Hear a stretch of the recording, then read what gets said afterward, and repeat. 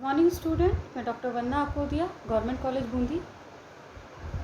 बच्चों, पिछला टॉपिक जो हमने पढ़ा था वो था आईआर स्पेक्ट्रोस्कोपी, और मैं उम्मीद करती हूँ कि वो आपको अच्छे से समझ में आया होगा। आज हम बात करते हैं मास स्पेक्ट्रोमीटर की। तो बच्चों, मास स्पेक्ट्रोस्कोपी क्या है? हमने जैसे आईआर, क्योंकि हमने पहले आईआर इसलिए लिया था क्योंकि आपने आईआर स्पेक्ट्रोस्कोपी पढ़ रखा था, अपने सेकेंड ईयर के अंदर उसको पढ़ा है, आपने एनएमआर भी पढ़ा है, तो मुझे लगा कि पहले वो टॉपिक डिस्कस करना चाहिए जो आप पढ़ चुके हैं। अब बच्चों, आज आप एक नया स्पेक्ट्रोस्कोपी पढ़ेंगे, वो है मास स्पेक्ट्रोस्कोपी। तो फर्स्ट ये है कि मास स्पेक्ट्रोस्कोपी क्या है। मास स्पेक्ट्रोस्कोपी का जो बेसिक जो इम्पोर्टेंस है वो ये है कि इससे हम किसी भी अननोन कंपाउंड का मॉलिक्यूलर वेट आइडेंटिफाई कर सकते हैं।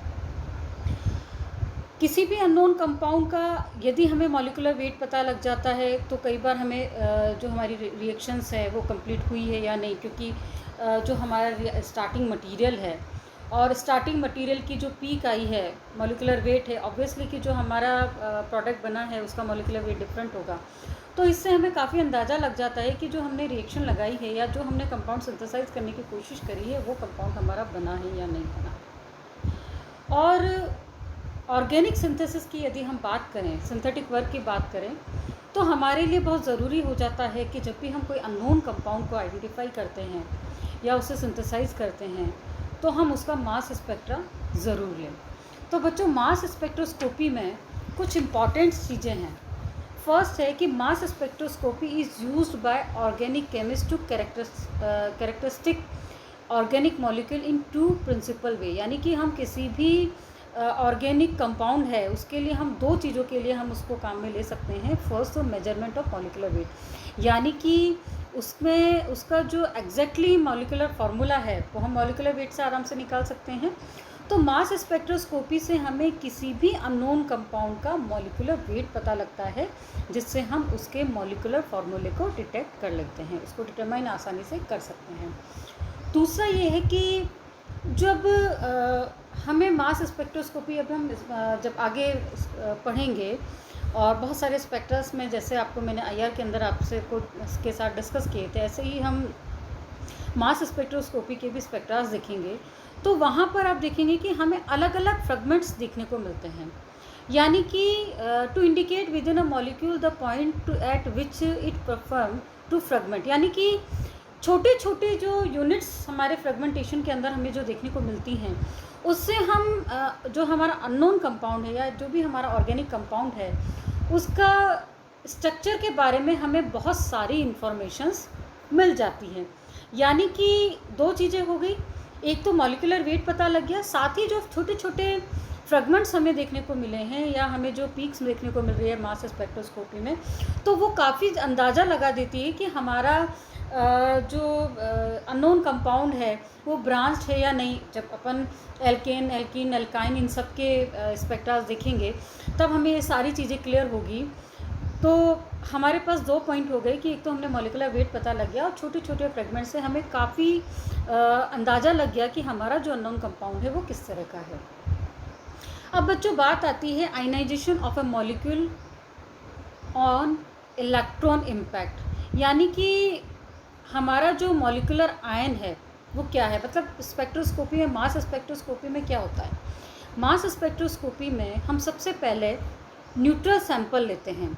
बच्चों, सबसे ज़्यादा इम्पॉर्टेंट चीज़ है कि सैंपल हमारा न्यूट्रल होना चाहिए। Neutral sample of an organic molecule with high energy electron, यानी कि हम बम्बार्डमेंट करते हैं न्यूट्रल सैंपल पे जो कि हमारा ऑर्गेनिक मॉलिक्यूल है उसका है। जब हाई एनर्जी इलेक्ट्रॉन की जब हम उस पर बम्बार्डमेंट करते हैं, electron of energy generate then the ionization energy, यानी कि हमें उतनी एनर्जी देनी पड़ती है जितनी कि हमें आयनाइजेशन के लिए देनी पड़ती है। यानी कि जो आयनाइजेशन की एनर्जी है उससे थोड़ी ज़्यादा एनर्जी हम मास स्पेक्ट्रोस्कोपी में प्रोवाइड करते हैं। जनरली ये 8 से 13 इलेक्ट्रॉन वोल्ट के अप्रॉक्स होती है। यदि हम इसको किलो कैलोरी में यदि हम इसको देखें तो 185 से 300 किलो कैलोरी पर मोल के अप्रॉक्स हमें उसमें बम्बार्डमेंट के लिए, जो हमें इलेक्ट्रॉनिक बम्बार्डमेंट के लिए जो हमें एनर्जी देनी पड़ती है वो इतनी होनी चाहिए। उसके बाद में क्या होगा कि जब हमने इलेक्ट्रॉन की बम्बार्डमेंट करी, उसके बाद में हमें जो पीक नज़र आती है, यहाँ से एक इलेक्ट्रॉन निकल जाता है और हमें जो पीक नज़र आती है वो होती है हमारी M+ पीक। ये है हमारी M+। अब बच्चों इस पीक में क्या इम्पॉर्टेंट है? इम्पॉर्टेंट ये है कि ये है हमारी M+ डॉट, यानी कि मॉलिक्यूलर आयन पीक है, इसमें पॉजिटिव चार्ज भी है, यानी कि ये इलेक्ट्रॉन डेफिशिएंट है, साथ ही इसमें एक इलेक्ट्रॉन मौजूद है। यानी कि जब हमने इलेक्ट्रॉन की बम्बार्डमेंट कराई है तो हमारा जो न्यूट्रल मॉलिक्यूल था उसमें से एक इलेक्ट्रॉन निकल गया। मे बी पॉसिबल, कुछ भी हो सकता है, फ्रेगमेंटेशन भी हो सकता है। तो ये जो M+ पीक होती है इसे हम मॉलिक्यूलर आयन पीक कहते हैं। और बच्चों यही पीक हमारे लिए इम्पॉर्टेंट होती है क्योंकि ये आपके मॉलिक्यूलर वेट के अकॉर्डिंग होती है और हमें किसी भी नॉन कंपाउंड का मॉलिक्यूलर वेट के आधार पर हम इसका मॉलिक्यूलर फॉर्मूले को हम आसानी से पता कर सकते हैं। अब इस पीक को हमने क्या है, molecular ion peak. The molecular ion represent the intact molecule which has the same weight as the starting molecular, यानी कि हमारा जो स्टार्टिंग में मॉलिक्यूल था उसके बराबर का हमारा इसका मॉलिक्यूलर वेट होता है M less the negligible weight of the loss of electron, यानी कि जो एक इलेक्ट्रॉन हमारा निकला है उसका वेट नेग्लिजिबल है। सिंपल सी चीज़ है, हमने न्यूट्रल ऑर्गेनिक मॉलिक्यूल था, इसमें इलेक्ट्रॉन की बम्बार्डमेंट करवाई, उससे क्या हुआ, एक इलेक्ट्रॉन निकला और हमें मॉलिक्यूलर आयन पीक मिली। दूसरी इंपॉर्टेंट चीज़ जो हमें यहाँ पता लग रही है कि जो हमारा न्यूट्रल मॉलिक्यूल का जो वेट था उसके बराबर ही हमारा मॉलिक्यूलर आयन का जो मॉलिक्यूलर वेट होता है वो इसके इक्वल होता है। क्यों होता है? क्योंकि जो उसमें से एक इलेक्ट्रॉन जो मिसिंग था उसका वेट लगभग नेग्लिजिबल है, यानी कि हम उसको कैलकुलेट नहीं करते, बहुत नगण्य मान सकते हैं उसको। अब आता है presentation of molecular ion. The non-bonding electron of nitrogen and oxygen and the pi electron of alkene and aromatic molecule are held more loosely than the electron of carbon and carbon hydrogen sigma bonds। अब बच्चों ये एक important चीज़ है कि यदि हम nitrogen oxygen के अंदर जो हमारे नॉन बॉन्डिंग इलेक्ट्रॉन्स की बात करें या हम एल्कीन और एरोमेटिक मॉलिक्यूल्स के अंदर जो हमें लूजली बॉन्डेड जो पाई इलेक्ट्रॉन्स की बात करें तो उनमें से एक इलेक्ट्रॉन निकालना ज़्यादा आसान होता है कंपैरेटिवली कार्बन कार्बन जो सिग्मा बॉन्ड है या कार्बन हाइड्रोजन जो सिग्मा बॉन्ड हमारे मॉलिक्यूल के अंदर प्रेजेंट है, उससे यदि हम एक इलेक्ट्रॉन को निकालते हैं तो वो हमारे लिए बहुत ज़्यादा मुश्किल हो जाती है। यानी कि यदि लूजली बॉन्डेड इलेक्ट्रॉन है तो हम उसे बहुत आसानी से इलेक्ट्रॉन को वहाँ से निकाल सकते हैं। अब बच्चों सिंपल इसको हम डायग्राम के अकॉर्डिंग यदि समझें, जो अपन अभी तक थियोरेटिकली मैंने आपको बताया है, यदि आप उससे समझें तो आप यहाँ पर देखेंगे कि आपका न्यूट्रल मॉलिक्यूल है उसको हमने हाई यानी 17 इलेक्ट्रॉन वोल्ट की इक्विवेलेंट हमने एनर्जी इसमें डाली है, हाई एनर्जी इलेक्ट्रॉन की हमने इसमें बम्बार्डमेंट करवाई है। तो हमें रेडिकल कैटायन यानी molecular ion peak, actually molecular ion peak को हम क्या कहेंगे, रेडिकल कैटायन।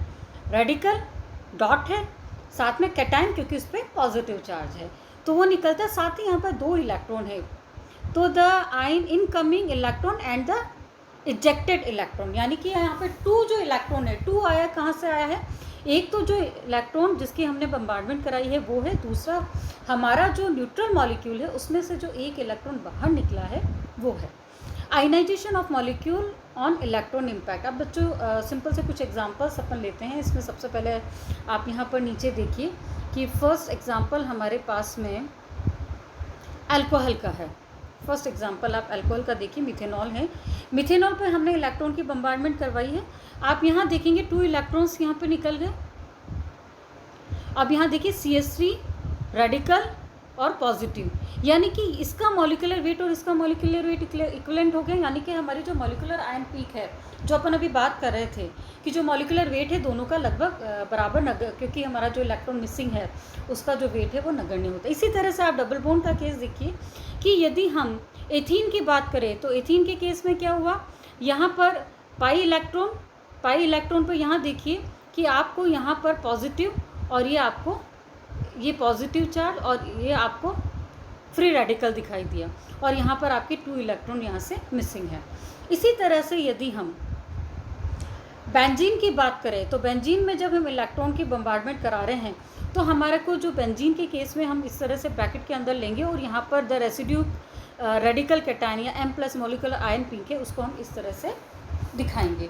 तो बच्चों ये तो बात की कि हमने मॉलिक्यूलर आयन पीक क्या होती है और उसकी इम्पोर्टेंस क्या है, क्योंकि मॉलिक्यूलर आयन पीक की यदि हम बात करें तो जब हम एल्केन एल्काइन में पढ़ेंगे तो कहीं पे हमें दिखाई देगा कि मॉलिक्यूलर आयन पीक बिल्कुल मिसिंग है, कहीं पर हमें बहुत ज़्यादा इंटेंस पीक देखने को मिलती है। तो ये सब जैसे जैसे हम अलग अलग स्पेक्ट्रा डिस्कस करेंगे तो ये चीज़ें हमें समझ में आएंगी। अब अगली बात आती है बच्चों फ्रेगमेंटेशन एंड इंट्रोडक्शन। अब जो मॉलिक्यूलर आयन पीक है बच्चों, इसको डायग्राम से समझेंगे तो हमें बहुत अच्छे से समझ में आएगा। फर्स्ट यदि हम बात करें तो आप इसको डायग्राम को देखिए कि सबसे पहले जो हमने लिया है वो है मीथेनॉल। मीथेनॉल के अंदर आप ये देखिए कि हमने न्यूट्रल मॉलिक्यूल था, जब हमने इलेक्ट्रॉन की बम्बार्डमेंट कराई पीछे अपन ने अभी स्ट्रक्चर दिखा है तो हमें मॉलिक्यूलर आयन पीक यहाँ पर दिखाई दी है। अब बच्चों यहाँ पर देखिए जो मॉलिक्यूलर आयन पीक है उसकी जो पीक हमें मिल रही है 32 के अराउंड हमें देखने को मिलती है, ये देखिए। अब यदि हम बात करें कि किस पाथवे से यहाँ पर फ्रेगमेंटेशन हुआ है तो आप यहाँ देखेंगे कि जो हमारा CH3 अल्कोहल है, पहले इसकी इलेक्ट्रॉन की बम्बार्डमेंट कराई तो हमें यहाँ पर CH3OH मॉलिक्यूलर रेडिकल के लिए हमें MZ वैल्यू जो है 32 के अराउंड हमें देखने को मिली। अब इसमें दो पॉसिबिलिटी है कि या तो इसमें से एक जब फ्रेगमेंटेशन होता है तो बच्चों से पहले एक चीज़ और समझ लीजिए कि जब फ्रेगमेंटेशन होता है तो क्या होता है, in one type of fragmentation a bond is cleavage in a way that the positive charge remaining with one fragment while the odd electron goes to the other. यानी कि जब फ्रेगमेंटेशन यहाँ पर होता है तो पॉजिटिव चार्ज हमारे एक के साथ में रहता है, दूसरे के साथ में हमारा फ्री रेडिकल रहता है। तो आप यहाँ देखिए कि जो आपका H निकल रहा है वो रेडिकल है, -H निकला पाथ वे फर्स्ट। यदि हम देखें पाथ फर्स्ट हमें कहाँ से देखने को मिलेगा, आप यहाँ पर देखिए ये दिया हुआ है। तो यहाँ यदि हम देखते हैं तो 31 के अराउंड, यानी इसमें से एक जो हाइड्रोजन है उसका 1 होता है मॉलिक्यूलर वेट, तो 1 मिसिंग माइनस करेंगे तो 31 आ जाएगा। और इसमें से जब H2 माइनस होता है तो हमें 29 के अराउंड हमें पीक नज़र आती है। इसी तरह से आप यदि सेकंड पाथवे यूज़ करेंगे, यदि सेकंड पाथवे से हमारा क्लीवेज होता है तो उसमें यहाँ से आपका OH निकलेगा। OH निकलने से क्या होगा, ऑक्सीजन और हाइड्रोजन 17 माइनस कर दीजिए तो यहाँ पर हमें 15 यानी CH3 कार्ब कैटायन के लिए हमें यहाँ पर पीक देखने को मिलेगी। तो आप यहाँ पर सिंपल सा मास स्पेक्ट्रोस्कोपी देखिए मीथेनॉल का, तो आपको ये सारी पीक नज़र आएगी। फर्स्ट आपकी यहाँ पर मॉलिक्यूलर आयन पीक नज़र आ रही है, उसके बाद में आपकी ये बेस पीक है। अब बच्चों ये बात आती है कि बेस पीक क्या होती है, फिर अपन उसको आगे डिस्कस करेंगे। और इसी के साथ में बच्चों यहाँ पर हमारी 29 के अराउंड हमें जो पीक नज़र आ रही है वो हमारे CH ट्रिपल बॉन्ड ऑक्सीजन के लिए हमें पीक नज़र आती है। अब ये तो बात की कि फ्रेगमेंटेशन पैटर्न क्या है, तो फ्रेगमेंटेशन पैटर्न बच्चों अपन ने यहाँ पर अभी देखा, डिस्कस किया है इसे। अब साथ ही हमारे लिए क्या इंपॉर्टेंट है, जैसे कि यदि फ्रेगमेंटेशन की यदि हम बात करें तो हमने यहाँ पे सिंपल सा अल्कोहल का एग्जांपल लिया, लेकिन यहाँ पर हमने सिंपल बहुत मिथेनॉल लिया। यहाँ पर यदि हम लॉन्ग चेन यदि यहाँ पर अल्कोहल लेते हैं तो उस कंडीशन में जो फ्रेगमेंटेशन पैटर्न बदल जाता है वहाँ पर हमें मैक-लेफर्टी रीअरेंजमेंट देखने को मिलता है। मैक-लेफर्टी रीअरेंजमेंट हमें यहाँ पर देखने को मिलता है यदि हम लॉन्ग चेन की बात करें। तो वहाँ पर क्या होगा कि वहाँ पर आप देखेंगे कि वहाँ स्मॉल मॉलिक्यूल जो है वो निकल के बाहर चले जाते हैं और हमें जो पीक मिलती है तो उसमें अच्छा, जैसे यहाँ पर तो सिर्फ प्रोटॉन निकला या छोटा मॉलिक्यूल निकला, वहाँ पर हमें बड़े मॉलिक्यूल या फ्रेगमेंटेशन होता है तो CH डबल बॉन्ड CH2 भी निकल जाता है, CH2 एथीन मॉलिक्यूल हुआ या वाटर मॉलिक्यूल हुआ, इस तरह के मॉलिक्यूल का वहाँ पर निकल जाते हैं, बाहर निकल जाते हैं। तो ये बात हुई।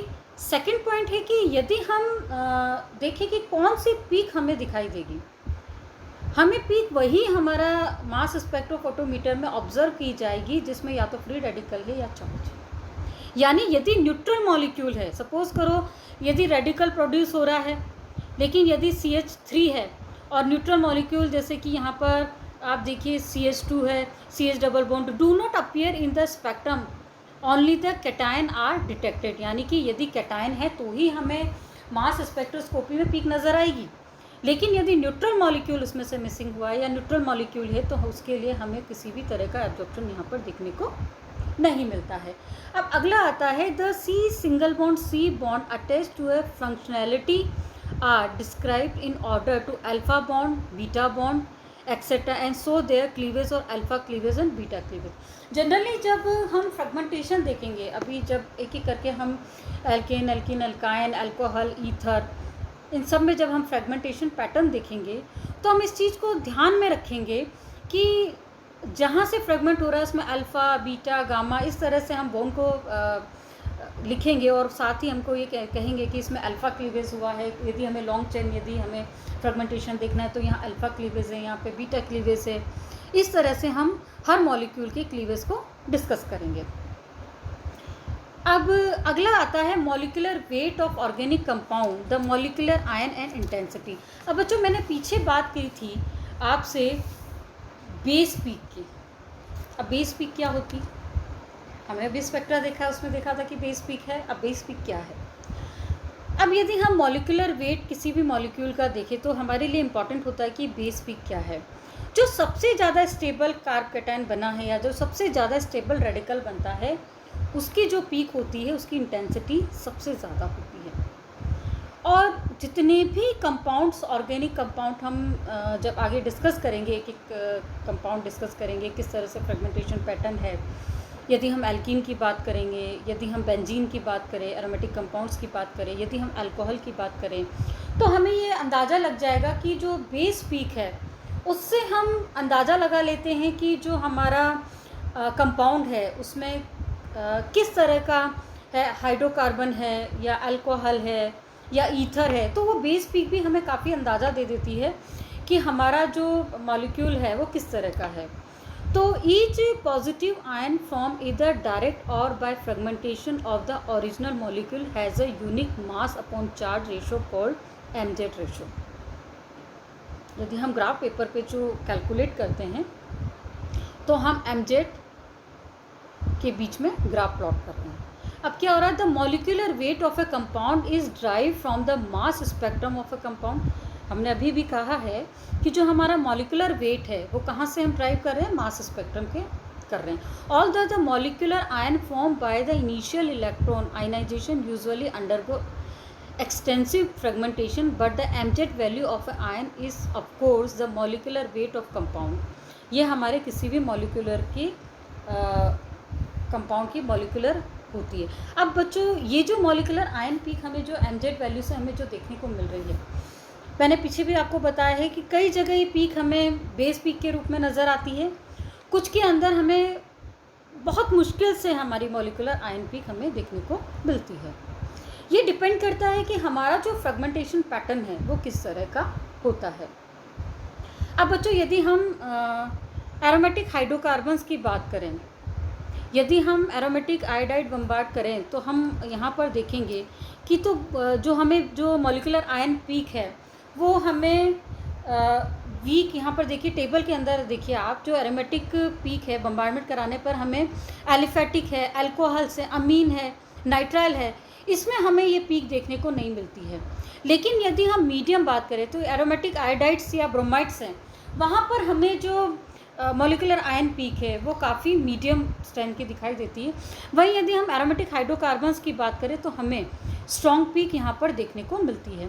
इसी तरह से बच्चों देखिए आप, एरोमेटिक फ्लोराइड्स हैं, क्लोराइड्स हैं, नाइट्राइल है और अमीन्स है, उनके अंदर भी हमें स्ट्रॉन्ग पीक्स देखने को मिल रही है। वहीं यदि हम कॉन्जुगेटेड एल्कीन्स की बात करें तो हमें मीडियम, यानी जो मॉलिक्यूलर आयन पीक है वो मीडियम स्ट्रेंथ की देखने को मिल रही है। वहीं हम यदि ब्रांच चेन की बात करें, ब्रांच चेन बहुत ज़्यादा ब्रांच्ड है हमारा हेड, तो उस कंडीशन में हमें जो पीक मिलेगी वो बहुत ही वीक मिलेगी और नॉन एग्जिस्टेंस हमें देखने को मिलती है। इसी तरह जितने भी हमारे सैचुरेटेड साइक्लिक कंपाउंड है उसमें हमें स्ट्रॉन्ग पीक देखने को मिलती है। यदि हम मीडियम की बात करें तो जैसे बेंजिल है, बेंजाइल, बेंजॉइल कंपाउंड्स हैं उनकी भी, या एल्डिहाइड है, स्ट्रेट चेन वाले, कीटोन्स हैं, एसिड्स हैं, एस्टर्स हैं, अमाइड हैं, ईथर हैं, एल्काइल हैलाइड है, इनमें भी हमें मीडियम इंटेंसिटी की मॉलिक्यूलर आयन पीक देखने को मिलती है। इसी तरह से यदि हम वापस से वीक की बात करें तो एसिड, एस्टेरामाइड, ईथर, एल्काइल हैलाइड किस कंडीशन में, जबकि बहुत ज़्यादा ब्रांच नहीं होंगे तो हमें नेग्लिजिबल पीक देखने को मिलेगी। अब बात आती है the base peak and the mass spectrum. अब बच्चों बेस पीक क्या है? अभी हमने मॉलिक्यूलर आयन पीक की बात करी थी, अब बात करते हैं कि बेस पीक क्या है।